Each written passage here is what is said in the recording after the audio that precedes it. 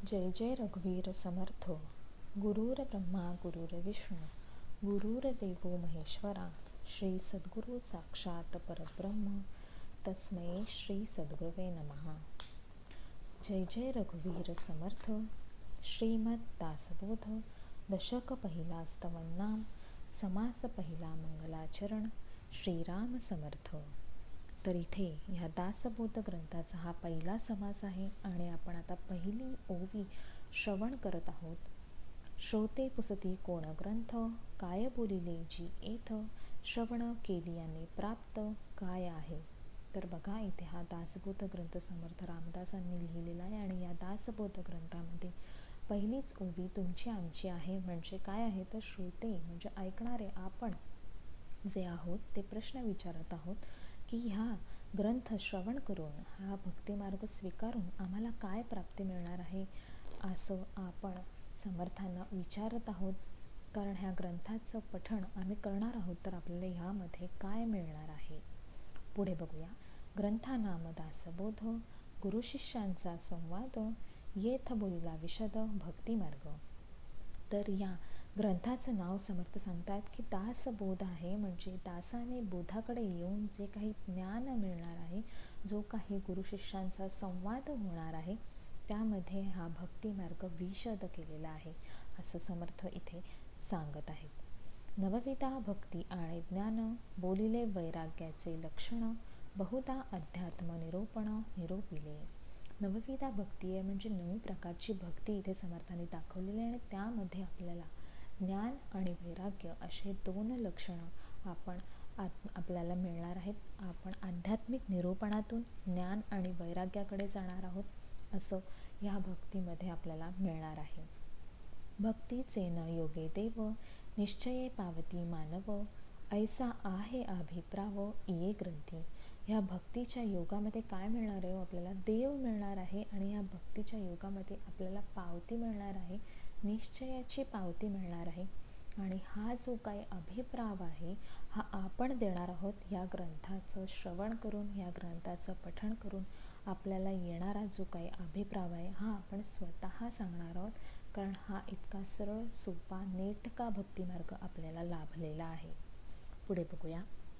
मुख्य भक्तीचा निश्चय शुद्ध ज्ञानाचा निश्चय आत्मस्थितीचा निश्चय बोलिला असे. इथे कशी आहे इथे भक्ती तर मुख्याची भक्ती आहे आणि त्यामधून आपल्याला जे काही ज्ञान मिळणार आहे ते शुद्ध ज्ञान मिळणार आहे. आणि या ज्ञानामुळे आपल्याला येणारी जी काही आत्मस्थिती आहे ती खूप महत्त्वाची आहे. आणि येणाऱ्या वेळ प्रसंगामध्ये अडीअडचणींमध्ये आपल्याला ही आत्मस्थिती खूप उपयोगी पडणार आहे. कारण आपण येणाऱ्या कठीण प्रसंगाच्या काळामध्ये आपण अंतरी आत्मस्थितीत उभं असणं खूप महत्त्वाचं आहे. आपण बाहेरून कोलमडलेलेच असतो पण अंतरी आपण सावध राहणं खूप महत्त्वाचं आहे. आणि हे सावध राहणं आपल्याला ह्या ग्रंथामधून ह्या भक्तीमधून ह्या श्रवणामधून आपल्याला मिळणार आहे. कारण आपण अध्यात्माकडे येतो त्यामुळे आपण आध्यात्मिक आपल्याकडे जो काही पाठबळ मिळणार आहे त्या पाठबळामुळे आपल्याला आत्मस्थिती येणार आहे जी खूप महत्त्वाची आहे असं समर्थ सांगतायत. पुढे बघूया. शुद्ध उपदेशाचा निश्चय सायोज्य मुक्तीचा निश्चय मोक्ष प्राप्तीचा निश्चय बोलिला असे.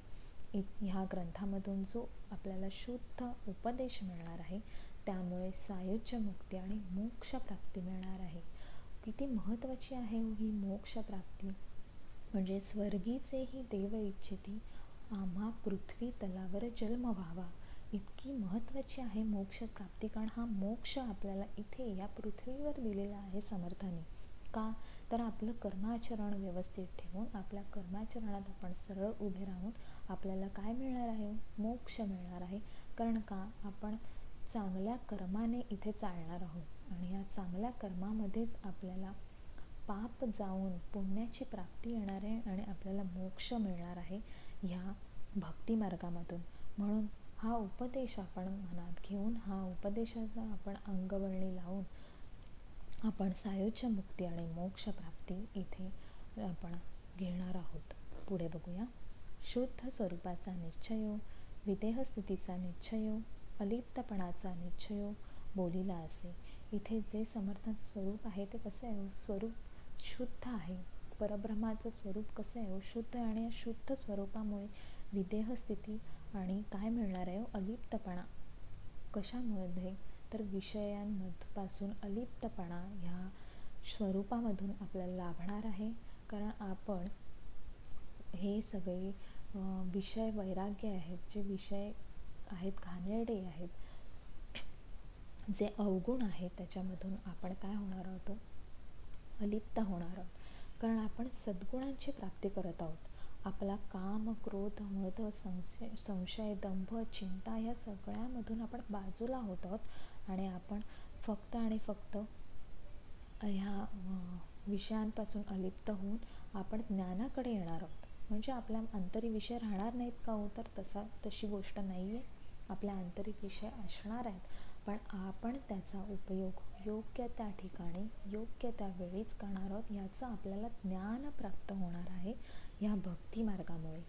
ह्या भक्तिमार्गामुळे आपल्याला कळणार आहे कोणता विषय केव्हा वापरावा, कधी वापरावा, किती वापरावा, याचं प्रमाण आपल्याला समर्थाने इथे लावून दिलेलं आहे. आणि त्याच्यामुळे आपण ह्या विषयांपासून कसे होणार आहोत, अलिप्त होणार आहोत. पुढे बघूया. मुख्य देवाचा निश्चयो, मुख्य भक्ताचा निश्चयो, जीव शिवाचा निश्चयो, बोलिला असे. मुख्य देवाचा इथे निश्चय म्हणजे समर्थांचा निश्चय आहे की हा ग्रंथ जो कोणी श्रवण करत आहे, जो कोणी ह्या ग्रंथाच्या कर्माचरणामध्ये आहे, त्या कर्माचरणामध्ये चालत असताना ह्या ऐकणाऱ्याला, ह्या श्रोत्याला, ह्या दासाला ह्या कोणत्याही अडीअडचणींमध्ये न राहता हा सरळ ह्याला मोकळा मार्ग करून द्यावा, ह्याचं जीवनाचं सार्थक करावं असं देवाचा निश्चय आहे. तर ह्या मुख्य भक्ताचाही निश्चय तसाच हवा की मी ह्या ग्रंथाचं श्रवण करून माझं कर्म आचरण व्यवस्थित ठेवून मी या ग्रंथाच्या शिकवणीप्रमाणे चालत राहीन आणि त्यामुळे जो काही होणारा जीव आणि शिवाचा निश्चय आहे तो आपल्याला दिसणार आहे. म्हणजे आपल्या वेळप्रसंगी आपण आपल्या परब्रह्माचं स्मरण करणार आहोत, नामस्मरण करणार आहोत आणि त्यावेळी आपल्याला तेव्हा त्या क्षणाला आपल्याला समर्थ वाट दाखवणार आहेत, आपला मार्ग सरळ करणार आहेत. ह्यामुळे आपला जीव आणि शिव याची प्रचिती येणार आहे. पुढे बघूया. मुख्य ब्रह्माचा निश्चयो, नाना मतांचा निश्चयो, आपण कोण हा निश्चयो, बोलिला असे. मुख्य ब्रह्माचा जो काही निश्चय आहे आणि त्याच्यामुळे जी नाना मतं आहेत, आंतरिकली नाना मतं आहेत, ती बाजूला होणार आहेत आणि मुख्य ब्रह्म ह्या ब्रह्माच्या एकाच्या मताच्या निश्चयावर आपण चालणार आहोत. त्याच्यामुळे नाना मतांमध्ये आपण गुंफरले जात नाही आहोत, आपण मोकळे आहोत ह्या ब्रह्माच्या निश्चयामुळे. आपण कोण हा निश्चय बोलिला असे. आपण कोण आहोत ह्याची आपल्याला जाणीव समर्थाने इथे करून दिलेली आहे. आपण आहोत एक समर्थाचे दास आहोत, जे काही त्याच्या शिकवणीप्रमाणे आपण जात आहोत आणि ह्या समर्थांच्या शिकवणीमध्ये राहिल्यामुळे आपण आपलं मी पण बाजूला ठेवून आपण ह्या परब्रह्माला समर्पित करत आहोत आणि ह्या परब्रह्माच्या शिकवणीप्रमाणे आपण चालत आहोत.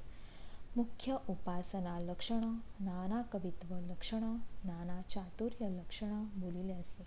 ही मुख्याची जी काही उपासना आहे, नामस्मरण आहे, हे जे काही आपण करत आहोत त्यामुळे आपलं काय झालं आहे, कवित्व सुंदर झालेलं आहे, कवित्व सुधारलेलं आहे आणि त्यामुळे आपल्याला चातुर्य आलेलं आहे. अशा या कवित्वामुळे आपली वाणी ही सुसंस्कृत झालेली आहे आणि आपण चातुर्यामध्ये उभे आहोत. आपलं बोलणं, चालणं, वागणं हे सुधारलेलं आहे. म्हणून आपण ह्या मुख्याच्या उपासनेमध्ये उभं राहिलं पाहिजे असं समर्थांचं म्हणणं आहे. मायोद्भवाचे लक्षण, पंचभूतांचे लक्षण, कर्ता कोण हे लक्षण, बोलिले असे. मायेमध्ये येणारे जे काही उद्भव आहेत, जे काही शंका आहेत, ह्या शंका ही फक्त ह्याच शिकवणीतून बाजूला होणार आहेत. ही पंचमहाभूतांची जी काही लक्षणं आहेत, ही लक्षणं आहेत, ह्या लक्षणापासून पण ही एक परब्रह्म आपल्याला बाजूला करणार आहे. आणि कर्ता कोण आहे, ह्या सगळ्याचा कर्ता धर्ता जो काही आहे तो एक परमेश्वर आहे, परब्रह्म आहे. ह्याच्यावर आपला विश्वास पाहिजे आणि या परमेश्वरावरूनच आपल्यामध्ये येणारे, मायेमध्ये येणारे उद्भव आहेत ते नाहीसे होणार आहेत. नाना किंत निवारिले, नाना संशयो छेदिले, नाना अशंका फेडिले, नाना प्रश्न. नाना प्रश्न आहेत जे आपल्यामध्ये उभे राहतात, नाना किंता आहेत, संशय आहेत, ज्या आशंका आहेत, त्या शंका आहेत, त्या आपल्या ह्या भक्ती मार्गावर चालत असताना आपोआप नाहीशा होणार आहेत. हळूहळू श्रवणाचं अमृत आपल्या परीमध्ये गेलं तर हे आपले नाना प्रश्न नक्कीच सुटणार आहेत, असं समर्थांचं म्हणणं आहे. पुढे वाचूया. ऐसे बहुधा निरूपिले ग्रंथगर्भी जे बोलिले, ते अवघेचे अनुवादले न वचे की कदा. हे जे काही पुढे बोललं जाते, ग्रंथाच्या गर्भामध्ये जो मतितार्थ आहे तो समर्थाने इथे दाखवलेला आहे. प्रत्येक ग्रंथ म्हणजे मनुष्य ग्रंथामध्ये पण जे आपण आपल्या परेमध्ये बोलतो चालतो, हे समर्थांना आपण जे दाखवून देतो ते आपल्या परेमध्ये असतं, ते आपल्या ओठांवर नसतं. आणि हे जाणतो तो एक परब्रह्म आहे. आणि ह्या ग्रंथाच्या गर्भामध्ये जे बोललं जातं आहे ते समर्थ ऐकतोय. समर्थ कृपेने ते आपल्या गर्भातले ज्या काही शंका आशंका समर्थ आपल्या निवेदनातून, आपल्या श्रवणातून, आपल्या भक्तीतून बाजूला करत आहेत. तथापि अवघा दासबोध दशक फोडून केला विशद, जे जे दशकीचा अनुवाद ते ते दशकी बोलिला. तसाच हा ग्रंथ दासबोध ग्रंथ आहे, तो समर्थांनी विशद करून दाखवला आहे. आपल्याला समास आहेत जे फोडून दाखवले आहेत आणि त्या समासांचं आपण श्रवण करू, त्याप्रमाणे आपल्या मनातल्या शंका कुशंका दूर नक्कीच होणार आहेत, असं समर्थांचं म्हणणं आहे. नाना ग्रंथांच्या संमती, उपनिषदे, वेदांत श्रुती आणि मुख्य आत्मप्रचिती शास्त्रे सहित. तर इथे शास्त्राला धरून आपल्याला नक्कीच आत्मप्रचिती मिळणार आहे. ह्या आत्मप्रचितीमध्ये आपण आपल्या अंतरी डोकवायचं आहे. आपल्या ह्या श्रवण मार्गातून किती फरक पडला हा आपल्याला ह्याचा अर्थ आपल्याला नक्कीच कळणार आहे. कारण आपण ही आत्मप्रचितीने आपण पुढे जाणार आहोत. ह्या भक्ती मार्गाच्या वाटेवरच आपण आत्मप्रचितीने बसणार आहोत, विश्वासाने बसणार आहोत. त्यामुळे आपल्याला जी काही आत्मप्रचिती येणार आहे ती आपल्याला नक्कीच जाणवणार आहे. पुढे बघूया. नाना संमती अन्वये म्हणून मिथ्या म्हणता नये, तथापि हे अनुभवासी प्रत्यक्षाता. नाना ग्रंथांच्या संमतीने आणि सगळ्या ग्रंथाच्या सार घेऊन हा दासबोध ग्रंथ आहे. त्यामुळे ह्याच्यामध्ये कोणतंही खोटेपणा नाही, कोणतंही थोटांत नाही, कोणतीही फसवेगिरी नाही आहे. आणि हे जेव्हा कळेल, जेव्हा आपण स्वतः या ग्रंथाचं श्रवण करू, पठण करू, जेव्हा स्वतः या ग्रंथामध्ये उतरू, कर्माचरणामध्ये उतरू, तेव्हा प्रत्यक्ष येऊ, तेव्हा आपल्याला ह्या ग्रंथाचं सार कळणार आहे. मत्सरे असे मिथ्या म्हणती, तरी अवघेची ग्रंथ उच्छेदती. नाना ग्रंथांच्या संमती भगवत वाक्ये. जे काही मत्सरे आहेत, ज्यांना काही हे थोटांड म्हणजे बुवाबाजीगिरीचं वाटतं, ते ह्याला खोटं म्हणतात. पण हा खोटेपणा नाही आहे. हा ग्रंथ समर्थाने आपल्याला उघड आणि विशद करून दाखवलेला आहे. आणि हे प्रत्येक जी ओवीने ओवी आहे ती भगवत वाक्य आहे, भगवत वचन आहे. त्यामुळे ह्याच्यात मिथ्या म्हणण्यासारखं काहीच नाही आहे, असं समर्थ आपल्याला सांगत आहे. शिवगीता, रामगीता, गुरुगीता, गर्भगीता, उत्तर गीता, अवधूत गीता, वेद आणि वेदांत ह्या ज्या गीता आहेत, ज्या गीतांचं सार ह्या ग्रंथामध्ये आपल्याला पुढे दाखवून दिलेलं आहे समर्थाने. ह्या वेद आणि वेदांत ह्यांचंही सार समर्थाने या ग्रंथामध्ये देऊन ठेवलेलं आहे.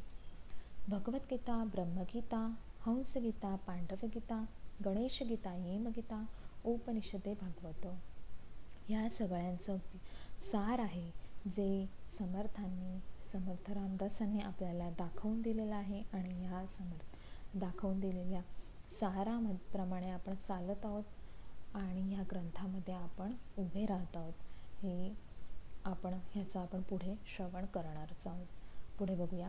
इत्यादिक नाना ग्रंथ समतीस बोलिले येत, भगवत वाक्य यथार्थ निश्चयसी. ह्या सगळ्या ग्रंथांच्या संमतीने ह्याच्यामध्ये जी लिहिलेली भगवंताची वाक्य आहेत, ही निश्चयाची पावती आहेत आणि ती आपण दिवसेंदिवस श्रवण करणार आहोत. भगवत वचनी अविश्वासे, ऐसा कोणा पतित असे, भगवत वाक्याविरहित असे, बोलणे येथीचे. ह्या भगवंताच्या वाक्यावर जो कोणी अविश्वास ठेवणार आहे तो कसा आहे हो? पतित आहे. तो मनुष्य म्हणून त्याचा जन्म होऊन काहीही उपयोग नाही, कारण तो पतित ठरणार आहे. भगवंताच्या वाक्याविरहित ह्या ग्रंथामध्ये कोणतंही बोलणं, सांगणं, ऐकणं नाही आहे, कोणतंही लिखाण नाही आहे. सगळं लिखाण आहे हे भगवंताच्या वाक्यावरच आहे असं आपल्याला समर्थ सांगतायत. पूर्ण ग्रंथ पाहिल्या विना उगाच ठेवी जो दूषण, तो दुरात्मा दुराभिमान मत्सरे करी. म्हणजे इथे काय म्हणतात, तो पूर्ण ग्रंथ पाहिल्या विना म्हणजे एखाद्या व्यक्तीला, एखाद्या गोष्टीला दूषण देण्यात काही अर्थ नाही आहे. जो दूषण लावतो तो दुरात्मा आणि दुराभिमानी होतो. कारण नसताना उगाचच दूषण देण्यात काहीही उपयोग नाही आहे. आणि अशा दुराभिमानी व्यक्तीकडे मत्सर आहेत. ह्या मत्सरी व्यक्ती आहे आणि ह्या मत्सऱ्या व्यक्तीपासून आपण, ह्या अवगुणापासून व्यक्तीपासून म्हणजे आपण ह्या मत्सरी वृत्तीपासून आपण लांब असणंच समर्थाने महत्त्वाचं सांगितलेलं आहे. अभिमाने उठे मत्सर, मत्सरे ये तिरस्कार, पुढे क्रोधाचा विकार, प्रबळे बळे. ह्या अभिमानामध्ये काय येतं हो, मत्सर उभे राहतात. ह्या अभिमान हा एवढा वाईट आणि एवढा प्रबळ झालेला एक विषय आहे का ह्या विषयामध्ये काय उभे राहतात, मत्सर येतात आणि मत्सराच्या पुढे तिरस्कार येतो. आणि ह्या तिरस्कारामधून पुढे एवढे विकार प्रबळ होत जातात की आपण ह्या विषयांपासून लांब होऊ शकत नाही. कारण ह्या विषयांमध्ये एवढे प्रबळ होत जातो आणि ह्या विषयांमुळे आपण आपल्या देहाची माती करत आहोत असं आपल्याला समर्थ सांगतात. म्हणून हा अभिमानच आपण आपल्या अंतरी घेऊ नये असं समर्थ आपल्याला सांगत आहे. ऐसा अंतरी नासला, काम क्रोधे खवळला, अहंभावे पालटला, प्रत्यक्ष दिसे. असा अंतरी ह्या अवगुणांमुळे अंतरी देह नासून जातो आणि ह्या नासलेल्या देहामध्ये काम आणि क्रोध हा खवळला जातो. आणि अशा खवळलेल्या कामक्रोधामुळे आपण आपल्या कर्माचरणामध्ये चुकत जातो आणि कर्माचरणामध्ये चुकल्यामुळे आपला पाप पुण्याचा हिशोब होतो आणि हा पुण्य बाजूला राहून पापाकडे आपली वाटचाल नक्कीच होत जाते. पुढे बघूया. कामक्रोधे लिथाडेला, तो कैसा म्हणावा भला, अमृत सेविताचा पावला, कृत्य राहो. अशा काम आणि क्रोधामध्ये लिथाडलेल्या माणसाला, मनुष्य प्राण्याला किंवा अशा व्यक्तीला आपण भला कसं हो म्हणणार. कारण ह्या कामक्रोधापासून जो माणूस, कामक्रोधामध्ये जो माणूस बरबटलेला आहे त्या माणसाकडे सज्जनता किंवा सृजनता येणारच नाही. कारण ह्या कामामध्ये, क्रोधामध्ये आपण सद्गुण करू शकत नाही, दुर्गुणच आपल्या हातून घडणार. त्यामुळे आपण ह्या कामक्रोधामध्ये भले होऊ शकत नाही. आणि त्यामुळेच आपण हे श्रवणरूपी अमृत जर घेतलं, या ग्रंथाचं श्रवण केलं आणि हे अमृत आपण जर ऐकलं तर आपण कसे होणार आहोत, भले होणार आहोत. आणि आपण ह्या अमृतामध्ये आपण ह्या अमृतामुळे आपला अंतरी आपले दोष नाहीसे होणार आहेत आणि आपण ह्या श्रवणामधून आपलं मन परिवर्तन होऊन आपण नक्कीच ह्यामधून सज्जनतेकडे वाटचाल करणार आहोत. पुढे बघूया. आता असो हे बोलणे, अधिकारासारखे घेणे, परंतु अभिमान त्यागणे हे उत्तम उत्तम. आता हे जे काही झालंय, जे काही बोलणं आहे, जे काही सांगितलं आहे समर्थांनी, ते कसं आहे, अभिमान त्यागण्यासाठी सांगितलेलं आहे समर्थांनी. हे जे काही समर्थांनी आपल्याला उपदेश दिलेले आहेत ते अभिमान त्यागून आपण उत्तम उत्तम घडावं यासाठी समर्थांचा हा प्रयत्न आहे. मागा श्रोती आक्षेपिले, जिये ग्रंथी काय बोलिले, ते सकळही निरोपिले, संकळीत मार्ग. म्हणून समर्थ असं म्हणतायत का श्रोत्यांनी जे काही मागे जे काही झालं, घडलंय, जे काही होऊन गेलंय ते बाजूला ठेवून आता श्रवण केलं पाहिजे. आणि त्या श्रवणामधून जे काही आपल्याला फळ मिळणार आहे, या श्रवणाच्या फळामधून आपलं काय येणार आहे, आपण नक्कीच आपल्याला चांगला मार्ग मोकळा होणार आहे.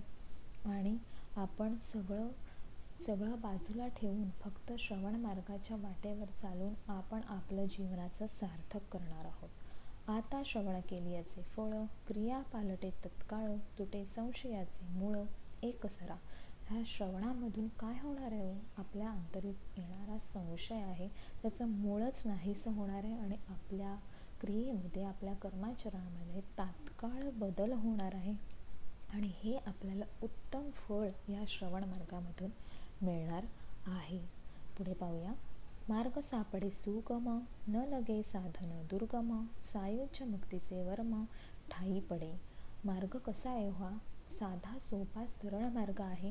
ह्याला कोणत्याही प्रकारचं साधन नको आहे, वेगळं साधन नको आहे. सरळ साधनामधून आपण पुढे जाणार आहोत आणि त्यामुळे आपल्याला मिळणार आहे ती सायुज्य मुक्ती, ज्यासाठी आपण धडपडत आहोत.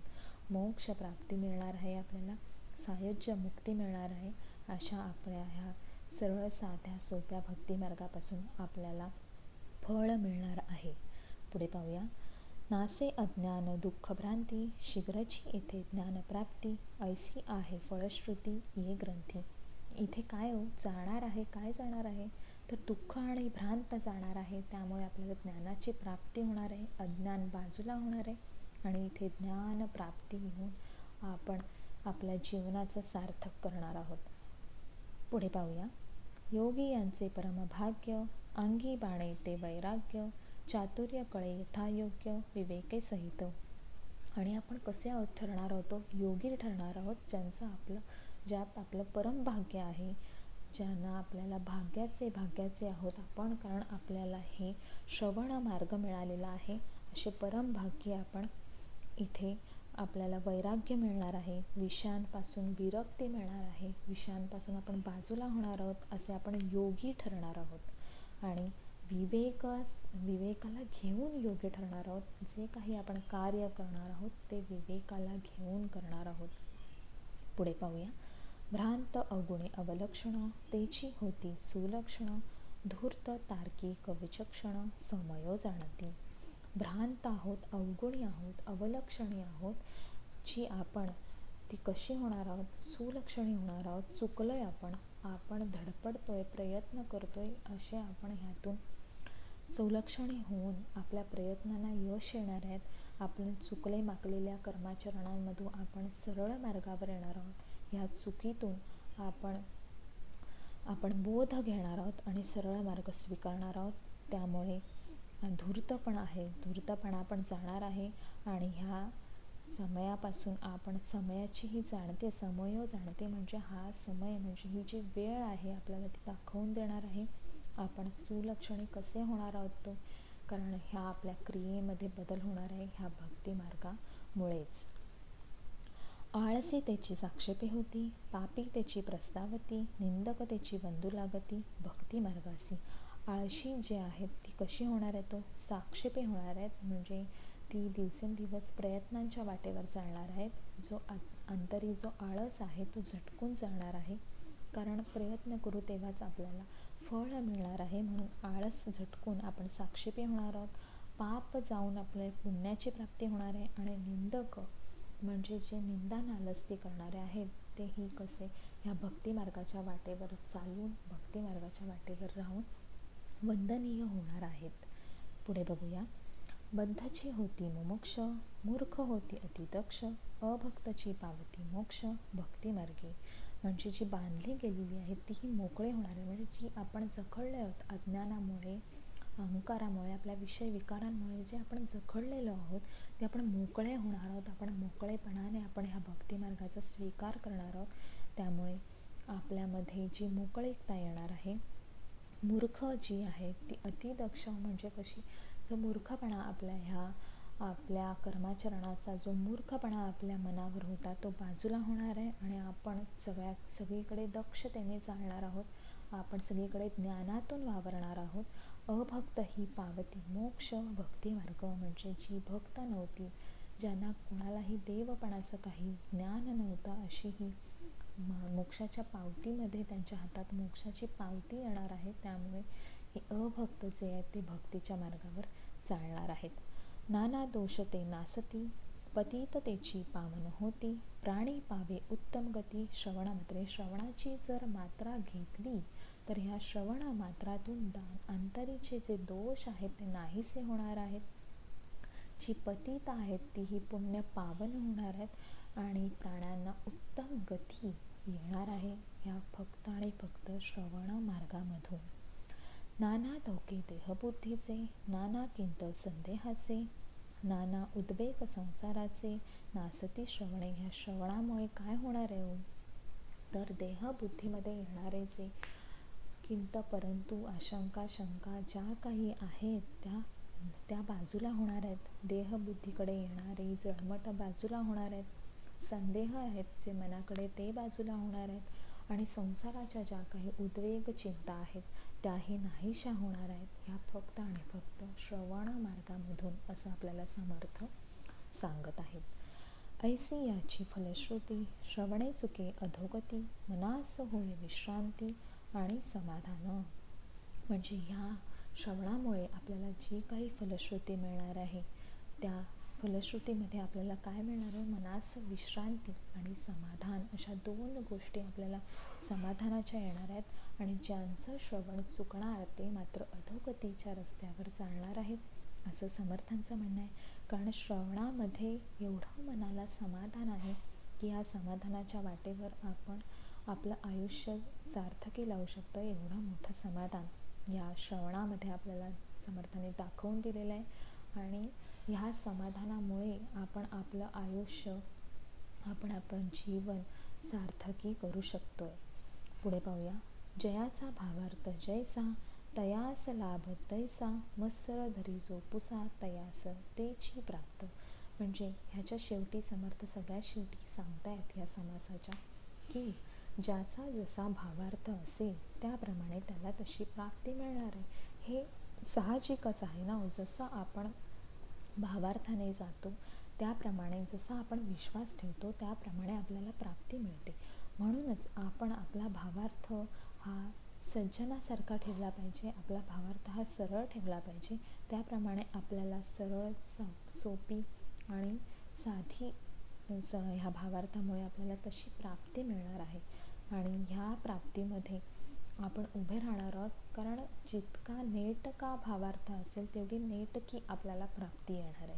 आणि जी काही मत्सरी असणार आहेत, यामध्ये जी काही मत्सरी वृत्तीची लोकं असणार आहेत त्यांना तशी प्राप्ती मिळणार आहे. त्यामुळे आपण आपल्याला कशी प्राप्ती हवी यावर आपण विचार करावा आणि आपण ह्या श्रवण मार्गातून जाऊन आपलं जीवनाचं सार्थक करावं असं समर्थांना सांगायचं आहे.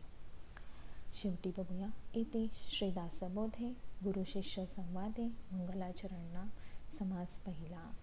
जय जय रघुवीर समर्थ.